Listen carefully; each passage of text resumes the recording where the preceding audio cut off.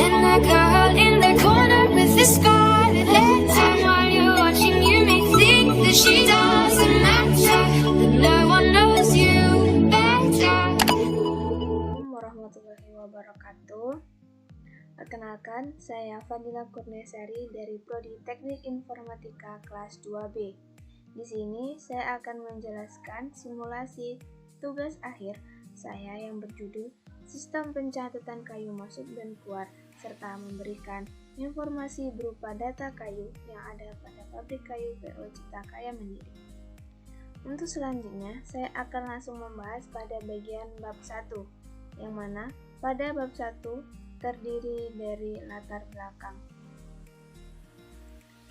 Latar belakang terbuatnya tugas akhir yaitu merupakan di mana SIP merupakan industri di bidang kehutanan yang memproduksi slet pensil dari jenis kayu play dan labu. Keduanya masuk tumbuh lokal yang banyak tumbuh merata di sela-sela kebun karet atau pekarangan masyarakat. Walaupun tidak seluruh kelompok kayu lunak bisa dimanfaatkan, mulai dari labu cukup bagus dipakai sebagai bahan baku pensil. Serta dalam perkembangannya didirikan beberapa cabang pabrik bawahan yang menstok atau mendistribusi hasil dari slet kayu untuk memasok bahan kayu maupun slet mentah. Terdapat banyak cabang yang tersedia di Musirawas. Dalam hal percatatan yang merupakan faktor yang penting tersebut, masih dilakukan secara manual, di mana masih menggunakan buku atau not yang digunakannya, dan menyimpan data masih menggunakan aplikasi Microsoft Excel sebagai penyimpanannya. Berdasarkan uraian tersebut, perlu untuk membangun sebuah sistem yang dapat mencatat, menyediakan, dan menyimpan data dengan rapi, sehingga tidak ada kesalahan maupun kehilangan data saat akan diperlukan oleh petugas atau pegawai bagian administrasi. Dengan adanya sistem pencatatan ini, diharapkan dapat membantu kinerja dan membantu pegawai dalam menyelesaikan masalah dan tidak ada kecacatan dalam perhitungan, serta menyediakan informasi yang nantinya akan dibuat sebuah laporan setiap bulan dan menyimpan data dengan aman yang dapat dimanipulasi maupun dapat diambil sewaktu-waktu dengan mudah. Selanjutnya, rumusan masalah. Berdasarkan uraian latar belakang, dapat diambil sebuah masalah, yaitu bagaimana cara merancang sistem pencatatan dan penyimpanan data kayu pada PO Cipta Karya Mandiri. Yang selanjutnya yaitu tujuan masalah. Tujuan masalah sendiri adalah membuat sistem pencatatan dan penyimpanan data kayu pada PO Cipta Karya Mandiri. Yang selanjutnya yaitu batas masalah.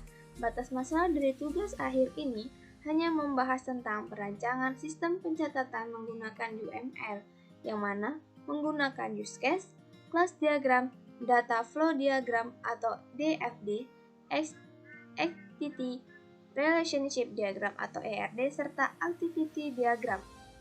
Di antaranya, yang pertama, laporan ini membahas perancangan sistem pencatatan kayu masuk dan keluar, serta informasi data kayu. Yang kedua, sistem ini dibuat untuk keakuratan data dan penyimpanan data agar data masih tersimpan aman dan tidak tercecer, sehingga dapat memudahkan user mendapatkan data. Untuk bagian selanjutnya yaitu bab 2. Pada bab 2 ini berisi tinjauan pustaka. Tinjauan pustaka yang pertama yaitu mengenai pentingnya jenis kayu yang sesuai untuk bahan batang pensil adalah terutama untuk anak-anak sekolah berumur di bawah 8 tahun yang belum memiliki keterampilan memadai untuk melindungi dirinya dari bahaya menggunakan peralatan tajam. Jurnal ini oleh Ia Mandang pada tahun 1996 dengan hasil penelitian bahwa kayu pule merupakan salah satu kayu yang dapat digunakan sebagai bahan baku pengganti kayu celetung sebagai bahan membuat pensil.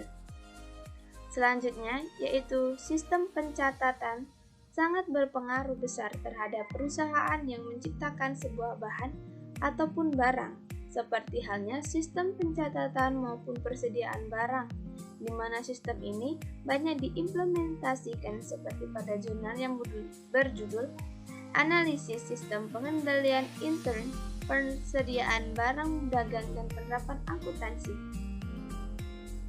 Selanjutnya yaitu penyimpanan data, merupakan faktor terpenting di dalam pengadaan data, di mana data merupakan faktor utama dalam pembuatan perusahaan. Pengolahan data baku sesuai dengan judul yang berjudul Pengimplementasian dan Perancangan Sistem Informasi Penjualan dan Pengendalian Stok Barang pada Toko Swastika Servis Bangunan dengan menggunakan bahasa pemrograman Visual Basic 6.0 didukung dengan database.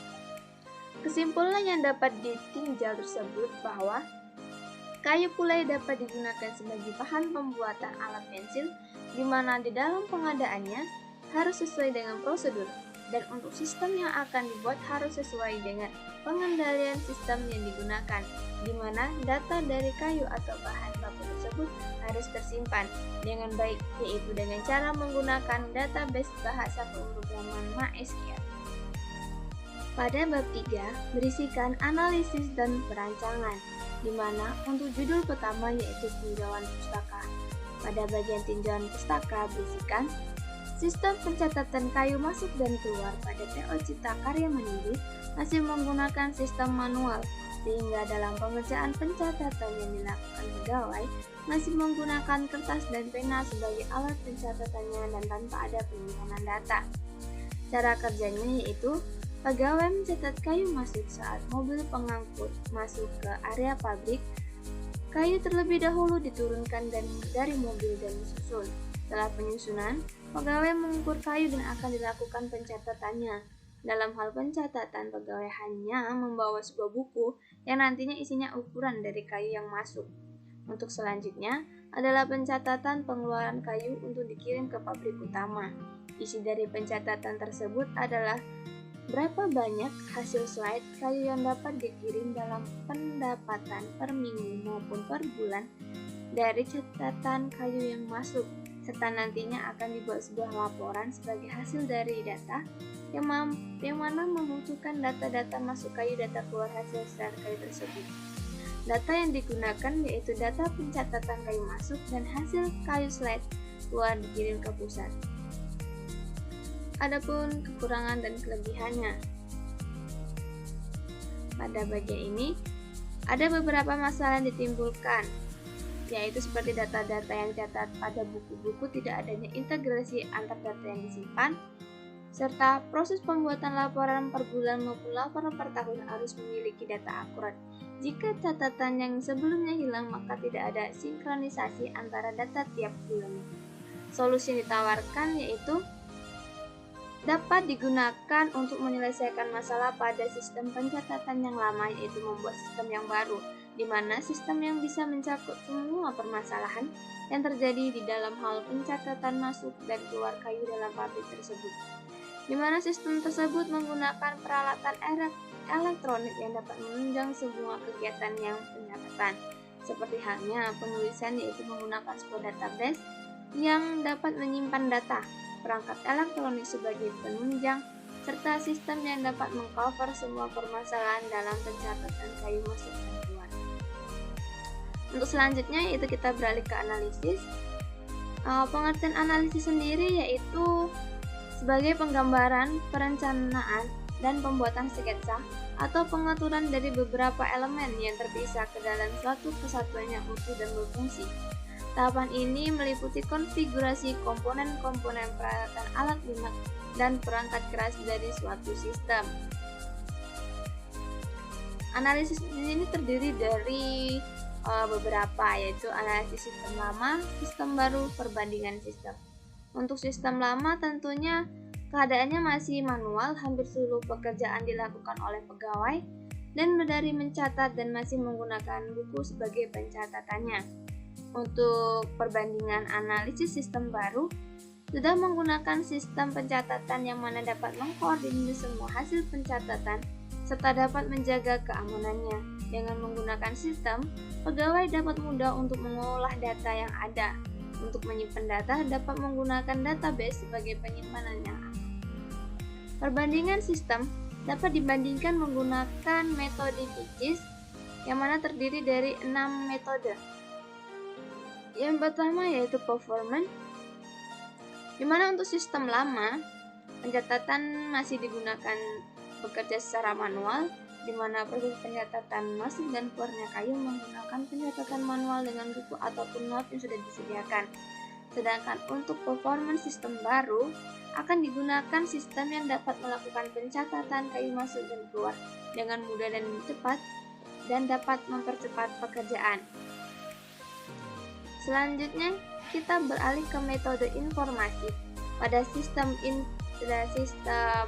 yang lama, sebuah informasi dalam suatu perusahaan sangat dibutuhkan, di mana informasi yang disediakan harus akurat. Namun, melihat sistem pencatatan yang ada tidak menjamin kualitas data ataupun informasi terjaga dengan baik.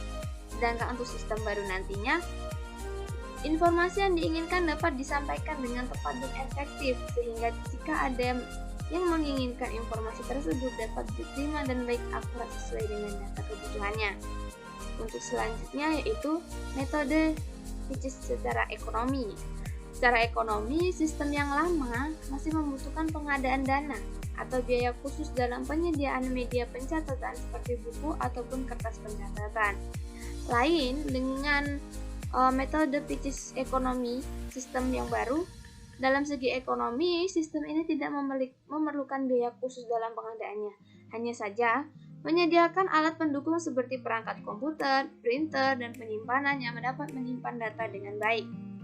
Selanjutnya, metode PICIS dalam metode controlling atau pengendalian. Pada sistem yang lama, mungkin harus ada sangat diperlukan, sehingga dengan adanya kontrol, tugas maupun kinerja mengalami kendala dapat diperbaiki secara cepat. Namun pada sistem lama masih menggunakan sistem manual, sehingga kemungkinan besar masih terdapat beberapa kesalahan data yang akan sering terjadi. Berbeda dengan sistem yang baru, pengendaliannya sudah terjaga, di mana jika terdapat kesalahan dalam pengoperasiannya, maka akan ada penanganan secara dini agar data akan kinerja pegawai dapat ditangani. Selanjutnya, dalam segi efisiensi. Dalam bagian efisiensi, sistem yang mana membutuhkan waktu yang lama untuk mendapat data tersebut karena pencatatannya yang dilakukan berskala dan nantinya akan diinput atau rekap ulang data sehingga membutuhkan waktu dan kerja ulang. Sedangkan untuk sistem yang baru, sistem manual yang ada, keefisien waktu, keakuratan data sangat berperan aktif dalam sistem ini sehingga dapat bekerja dengan baik. Selanjutnya yaitu dalam metode servis, karyawan atau pegawai yang ada belum sepenuhnya berjalan sesuai dengan kebutuhan yang diperlukan sehingga pelayanan yang ada pada sistem yang lama belum terkoordinir dengan baik. Sedangkan servis dalam nantinya pada sistem yang baru sudah dimudahkan sehingga jika pegawai ingin mendapatkan informasi dengan cepat, pegawai dapat mengecek data yang ada tanpa harus mencari tanpa lama dan cepat. Dan selanjutnya yaitu ada kebutuhan sistem. Untuk kebutuhan sistem ada kebutuhan non-fungsional dan non-fungsional. Untuk kebutuhan non-fungsional sendiri memiliki definisi yaitu analisis yang dibutuhkan untuk menentukan spesifikasi kebutuhan sistem. Spesifikasi ini juga meliputi elemen-elemen atau komponen-komponen apa saja yang dibutuhkan untuk sistem yang akan dibangun sampai dengan sistem tersebut diimplementasikan. Pada bagian ini, sistem dan proses yang akan dibutuhkan untuk pengolahan masukan sehingga menghasilkan suatu keluaran yang diinginkan ada dua, yaitu analisis perangkat keras atau hardware yang terdiri dari prosesor, kapasitas harddisknya, RAM, monitor, LAN card, koneksi internetnya, mouse, keyboard. Sedangkan untuk analisis perangkat lunak merupakan faktor-faktor yang harus dipenuhi untuk merancang sebuah perancang lunak tersebut sesuai dengan maksud dan tujuan pembuatan dan perancangannya. Beberapa perangkat lunak pendukung sebagai berikut seperti Windows 80 sebagai sistem operasinya, Sublime Text sebagai tool pemrograman, Adobe Photoshop sebagai tool gambar, exam server sebagai web server. Serta terdapat analisis pengguna. Untuk analisis pengguna sendiri, perangkat lunak yang dispesifikan dan apa saja haknya terhadap perangkat lunak tersebut. Apabila web profile yang dibangun memiliki tiga jenis pengguna, yaitu pegawai, supplier, dan pengembang. Pada bagian pegawai merupakan orang yang melihat atau menggunakan sistem ini. Pegawai harus sudah terdaftar sebagai user atau pengguna sistem ini, sehingga nantinya waktu awal akan memasuk website atau sistem harus dilakukan login pegawai. Bagian supplier adalah petugas pengiriman kayu masuk, di mana para supplier mencantumkan nama dan plat kendaraan sebagai identitas keabsahan kayu, serta ditambahkan surat izin untuk kayu yang dibawa agar tidak dicap ilegal. Selanjutnya, yang ketiga adalah bagian pengembang. Pengembang merupakan orang yang bertanggung jawab mengelola data secara statis. Adapun syarat yang dibutuhkan untuk menjadi pengembang antara lain mampu menguasai teknik pemrograman PHP dan MySQL, penguasaan ilmu komputer, mengerti data-data dasar-dasar tentang internet. Yang kedua berupa kebutuhan fungsional. Kebutuhan fungsional sendiri merupakan sistem pencatatan ini ditentukan berdasarkan spesifikasi kebutuhan interaksi pada aplikasi, yaitu interaksi antar sesama pengunjung, dan pengelola. Di sini dijelaskan jenis interaksinya, yaitu pengembang dan pegawai, pegawai dan supplier. Dan implementasinya, untuk pengembang dan pegawai mengkomunikasikan permasalahan apa yang ada dan apa saja yang dibutuhkan. Sedangkan pegawai dan supplier saling berkesinambungan dalam hal menyiapkan data ataupun informasi, di mana data untuk bagian supplier sangat penting karena membawa izin kayu yang masuk yang akan diolah. Surat tersebut menjadi keabsahan pengelolaan kayu yang legal. Pada bagian selanjutnya yaitu analisis kelayakan. Untuk analisis kelayakan sendiri terdapat dua kelayakan, yaitu kelayakan teknologi dan kelayakan operasional. Untuk kelayakan teknologi sendiri merupakan hasil dari menganalisa sistem pencatatan yang baru nanti dapat berjalan dengan baik dan layak untuk dipakai dalam ruang lingkup perusahaan tekstil yang mana membutuhkan efisiensi waktu dan keakuratan data, sehingga nantinya sistem ini sangat membantu kinerja perusahaan tersebut. Yang kedua yaitu kelayakan operasional. Dalam segi operasional, sistem ini baik dan layak digunakan, di mana dapat membantu pegawai dalam mencatat data kayu yang masuk maupun keluar perusahaan, dan informasi yang diberikan sesuai dengan keadaan yang ada. Kita lanjut ke bab 4, di mana bab 4 ini merupakan pembahasan dari perancangan sebuah sistem yang nantinya akan dibuat. Yang pertama yaitu tentang perancangan data. Perancangan data merupakan langkah awal yang digunakan untuk mendefinisikan sebuah tabel yang menampung data dalam sebuah sistem. Tentunya, tabel-tabel tersebut tersimpan dalam database, yang mana database merupakan kumpulan data yang saling berhubungan. Hubungan antar data dapat ditunjukkan dengan adanya field atau kolom kunci dari setiap field tabel yang ada. Maka dari hasil perancangan tersebut dapat beberapa tabel dalam database yang akan dibuat, seperti tabel pegawai dengan 3 field seperti ID pegawai, nama pegawai dan password. Tabel supplier antara lain isi filenya, ID supplier, nama supplier, plat kendaraan, tanggal masuk, nomor surat, dan ID pegawai. Untuk tabel selanjutnya yaitu kayu masuk, terdiri dari ID kayu masuk, ID pegawai, nomor surat, jumlah kayu, dan tanggal masuk. Untuk tabel pengiriman, berisikan ID kirim, ID pegawai, nomor surat, tanggal kirim, dan jumlah kirim. Untuk laporan sendiri, terdiri dari ID pegawai, ID supplier, ID kirim, tanggal kirim, dan jumlah kirim. Selanjutnya yaitu perancangan proses.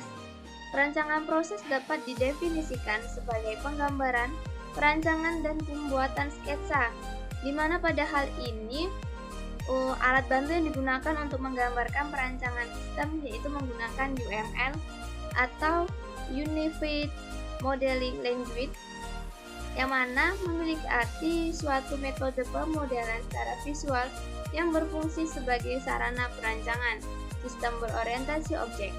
Definisi UML adalah sebuah bahasa yang mudah menjadi standar pada visualisasi, perancangan, dan juga pendokumentasi sistem aplikasi. Yang pertama yaitu use case. Pada bagian use case ini terdapat 3 aktor, yaitu pegawai, supplier, dan pengembang. Setiap aktor wajib melakukan login untuk masuk pada sistem. Untuk pegawai sendiri, tindakan yang dilakukan adalah login, mencatat kayu masuk, mencatat pengiriman, dan menerbitkan sebuah laporan. Untuk supplier sendiri, tentunya harus login terlebih dahulu, terus menginputkan data yang masuk. Serta untuk bagian pengembang, hanya melakukan login dan melakukan pengawasan kinerja sistem. Selanjutnya adalah activity diagram, di mana pada bagian perancangan activity diagram menampilkan sistem kerja login, di mana jika user memasukkan username dan password, maka sistem akan mencek data user.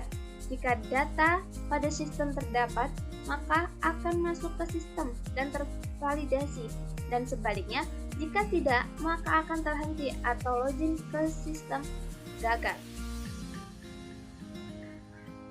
Untuk selanjutnya, kita lanjut ke kelas diagram, di mana kelas diagram sendiri merupakan alur jalannya database pada sebuah sistem. Kelas diagram merupakan penjelasan proses database dalam suatu program. Dalam sebuah laporan sistem, maka kelas diagram ini wajib. Di mana pada gambar use case ini, data kelas diagram ini terdapat 5 tabel, yaitu tabel pegawai, tabel supplier, tabel kayu masuk, tabel pengiriman, serta tabel laporan, yang mana masing-masing memiliki file yang berguna untuk memasukkan datanya nanti. Dan data-data ataupun tabel-tabel ini saling berhubungan satu sama lain. Dan selanjutnya kita akan langsung membahas DFD atau Data Flow Diagram, yang memiliki arti suatu diagram yang menggambarkan aliran dari sebuah proses atau sistem, di mana DFD juga menyediakan informasi mengenai luaran atau masukan dari setiap entitas dan proses itu sendiri. DFD tidak memiliki kontrol terhadap alirannya, tidak ada aturan mengenai keputusan maupun pengulangannya.